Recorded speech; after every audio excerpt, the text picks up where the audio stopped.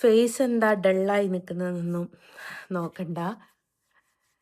അറിയാതെ കണ്ണിന്ന് വെള്ളം വന്നു പോകുന്നുണ്ട്. അതിന് നമ്മുടെ നാട്ടിലേക്ക് കരച്ചിൽ എന്നാണ് പറയാന്ന് തോന്നുന്നു. അങ്ങനെ പറയാനാണ് എനിക്കിപ്പോൾ ഇഷ്ടം. നമ്മൾ ഓരോ ദിവസവും കഴിഞ്ഞു പോകുക എന്ന് പറയുന്നത് വല്ലാത്തൊരു സംഭവം തന്നെയാണ്.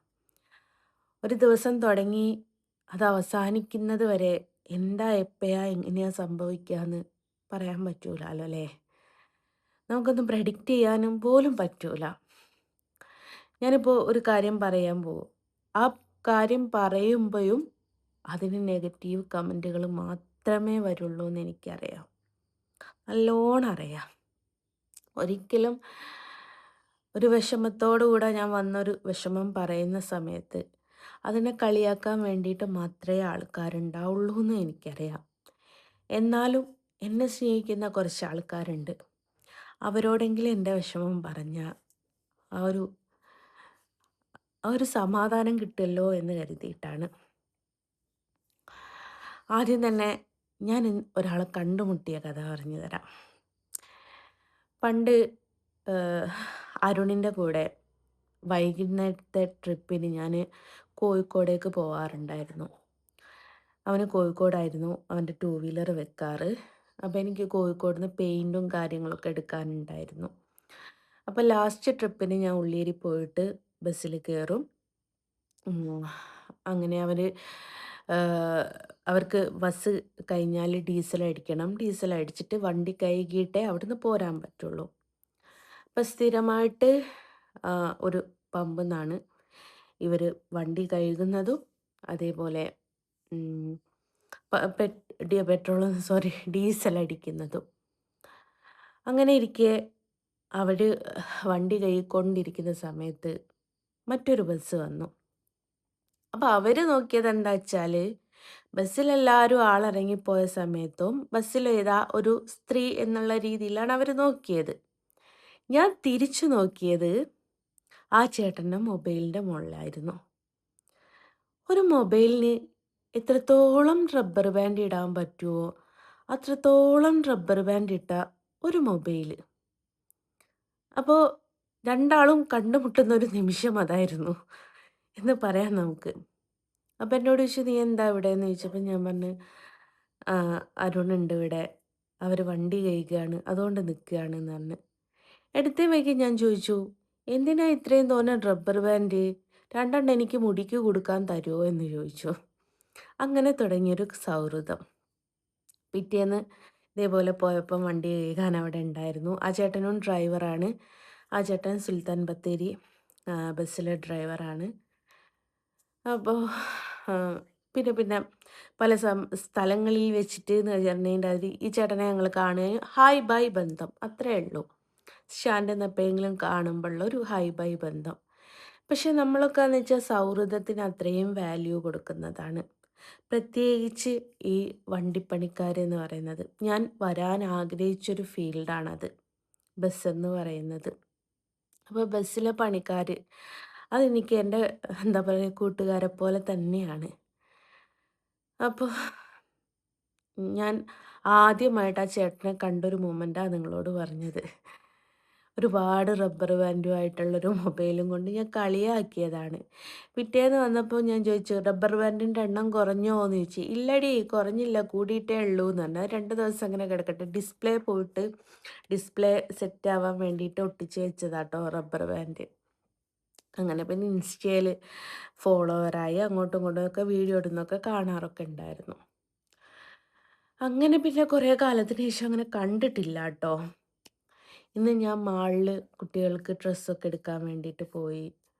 അവിടെ പോയി ഭയങ്കര ഹാപ്പി ആയിട്ടായിരുന്നു പോയത്. പെട്ടെന്ന് എൻ്റെ ഫ്രണ്ടിൻ്റെ സ്റ്റാറ്റസ് ഒന്ന് നോക്കിയപ്പം ആദരാഞ്ജലികൾ എന്ന്. ഞാൻ ഒന്നും കൂടി നോക്കി, അപ്പയും ആദരാഞ്ജലികൾ തന്നെ. പിന്നെ എനിക്ക് പിടുത്തം കിട്ടുന്നില്ല എന്താ സംഭവം എന്ന്. അരുണിനെ വിളിക്കാൻ അരുണിൻ്റെ കയ്യിൽ ഫോണും ഇല്ല. ഞാൻ നേരെ മാളിൽ നിന്നൊക്കെ ഇറങ്ങി പോന്നിട്ട് അരുണിൻ്റെ അടുത്ത് പോയി ചോദിച്ചു, അരുണേ ഇതെന്താ അരുണേ സംഭവം എന്ന് ചോദിച്ചു.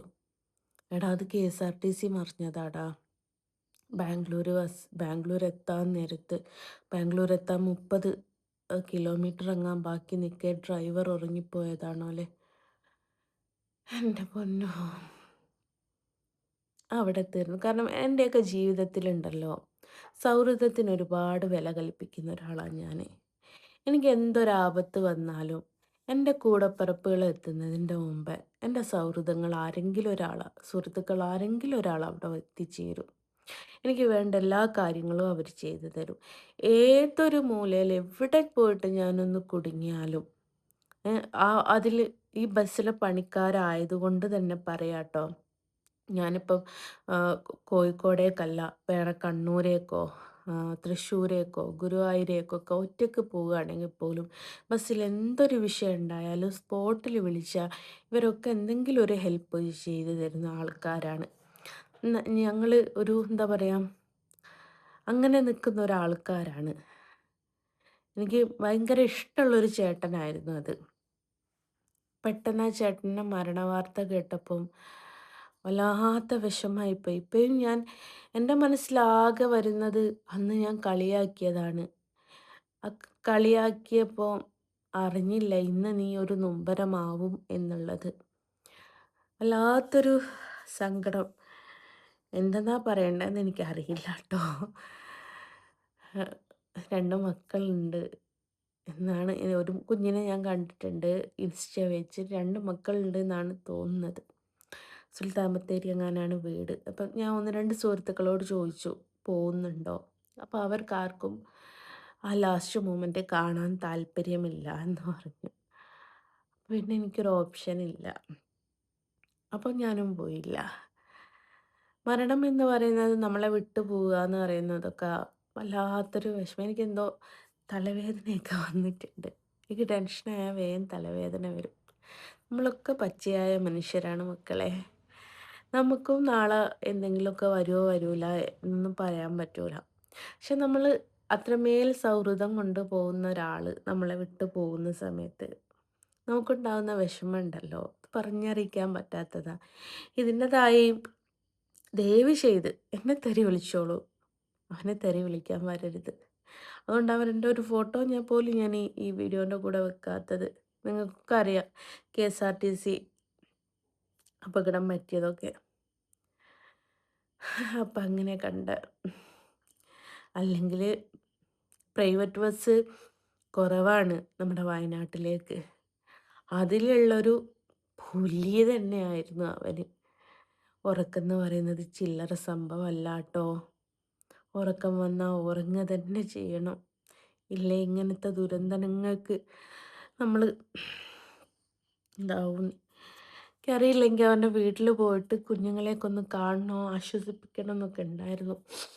പക്ഷെ പോകാൻ പറ്റുന്നില്ല, ആരും വരുന്നില്ല, ആർക്കും കാണണ്ട എന്നൊക്കെ പറയുന്നു. നമ്മുടെയൊക്കെ മനസ്സിൽ ഞാൻ പറഞ്ഞില്ലേ, എനിക്ക് അവനെ ഓർക്കുമ്പോഴേക്കും പെട്രോൾ പമ്പെന്ന് ഞാൻ ഓനും കഥ പറഞ്ഞ ആ ഒരു മൊമെൻ്റാണ് ഓർക്കാനുള്ളത്. എന്തായാലും ഞങ്ങളുടെ ഒരു സുഹൃത്ത് ഇന്ന് യാത്രയായി. പരാതിയും പരിഭവവും ഒന്നുമില്ലാത്ത ഒരു നാൾ നമ്മളൊക്കെ പോവേണ്ട ഒരിടത്തേക്ക് അവൻ യാത്രയായി. അതിൻ്റെ ടെൻഷനും തലവേദന വന്നിട്ടുണ്ട്. മനുഷ്യനല്ലേടോ, വിഷമല്ലാണ്ടിരിക്കുമോ? ഒരു സൗഹൃദത്തെ നമ്മൾ ഒന്നും പറയാൻ പറ്റുന്നില്ല. ഏതായാലും അല്ല, എന്നാൽ ശരി, ബൈ.